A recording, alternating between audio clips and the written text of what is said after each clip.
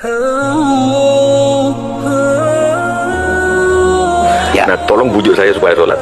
Puasa saya lakukan, semua saya lakukan kecuali sholat.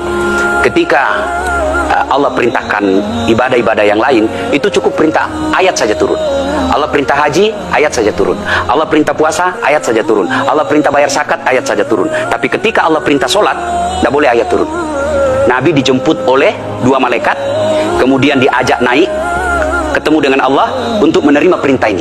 Kenapa? Karena perintah ini sangat penting. Inilah puncak penghambaan kepada Allah. Jadi puncak penghambaan, kalau saya meraku hamba, sholat. Yang paling mulia dalam tubuh kita, kepala. Adik-adik bercanda dipukul pantatmu masih senyum, dorong dadamu masih senyum, tapi jangan bercanda pukul kepalamu. Tak, kau pukul kepala saya pasti saya marah. Kenapa? Harga diri di sini.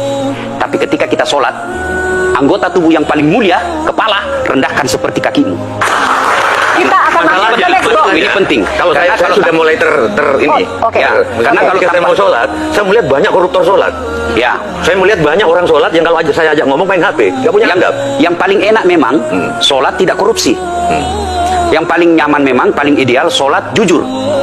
Tapi wala talbisul haqqa bil batil, kata Allah. Allah tidak mencampurkan antara hak dan batil. Sholatmu beda, puasamu beda, maksiatmu beda. Itulah sehingga Allah hadirkan dua malaikat, rakit dan atid, mencatat yang baik di baik, yang salah salah. Tapi ini setan kan tidak membiarkan itu. Maka setan masuk. Nah, dia sholat tapi dia korup. Tapi Allah Maha Adil, maka ditimbanglah nanti mana yang lebih banyak, kebaikanmu atau keburukanmu. Kalau dia baik amalnya tapi tidak ada sholatnya, sia-sia. Kenapa? Passwordnya kebaikan itu, kuncinya itu adalah sholat. Ustadz, ketika naik haji, naik pesawat, pesawat itu mungkin dibikin orang yang nggak sholat. Iya, betul. Terus gimana dong? Nah, kursi itu mungkin dibikin orang yang nggak sholat. Iya, betul.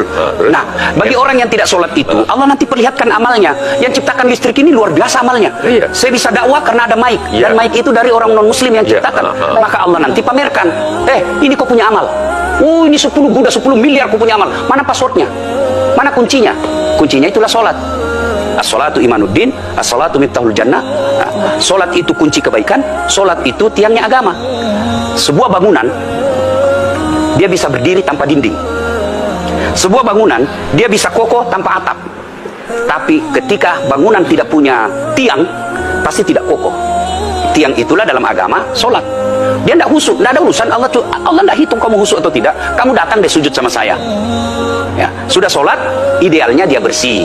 Karena tidak mungkin sholat kalau dia tidak wudhu. Tapi kok ada orang sholat tapi jorok, buang sampah sembarangan. Itulah keberhasilan setan menggoda kita. Itulah sebabnya kita minta perlindungan kepada Allah. Kenapa ketika melontar 3 jumroh? Orang haji kan melontar 3 jumroh. Satu tiang, 7 batu.